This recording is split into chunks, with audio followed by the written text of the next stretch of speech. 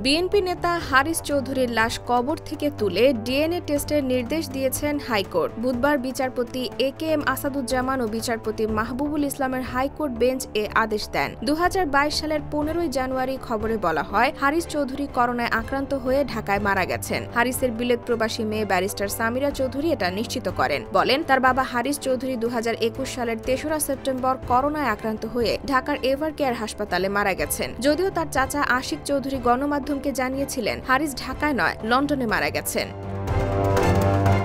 এই খবর প্রকাশের পর অনেকেই বিশ্বাসযোগ্য নয় বলে উড়িয়ে দেন। গোয়েন্দারাও একাধিকবার ফোন করে সত্যটা জানতে চান। এরপর থেকে অনুসন্ধান চলতে থাকে। অনুসন্ধানে বেশ কিছু চাঞ্চল্যকর তথ্য বেরিয়ে আসে। হারিস নয়, মাসুদুর রহমান মারা গেছেন শিরোনামে প্রকাশিত অনুসন্ধানী রিপোর্টটি দেশ বিদেশে তুমুল আলোচনা সৃষ্টি করে। অনুসন্ধানে দেখা যায়, সাবেক প্রধানমন্ত্রী বেগম খালেদা জিয়ার রাজনৈতিক সচিব হারিস চৌধুরী আসলে মারা যাননি, মারা গেছেন মাহমুদুর রহমান।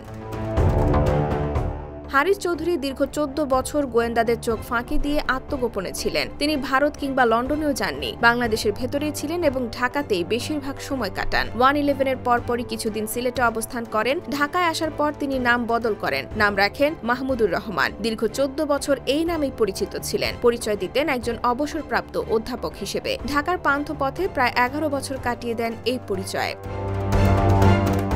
এই সময় তিনি মাহমুদুর রহমান নামে একটি পাসপোর্টও নেন। এতে ঠিকানা দেন শ্রীমঙ্গল মৌলভীবাজার। বাবার নাম আব্দুল হাফিজ। ২০১৮ সনের ৬ সেপ্টেম্বর ঢাকা থেকে এই পাসপোর্ট ইস্যু হয়। পাসপোর্টে দেয়া ছবিতে দেখা যায়, এ সময় তার চেহারা এসেছে অনেক পরিবর্তন। সাদা লম্বা দাড়ি, চুলের রং একদম সাদা। বয়সের ছাপ পড়েছে। শুধু পাসপোর্ট নয়, জাতীয় পরিচয়পত্র পেয়ে যান মাহমুদুর রহমান নামে। পাসপোর্ট ও এনআইডির সূত্র ধরে অনুসন্ধান চলতে থাকে। প্রায় ২ মাস অনুসন্ধানের পর জানা যায়, অধ্যাপক মাহমুদুর রহমানই আলোচিত রাজনৈতিক নেতা হারিস চৌধুরী।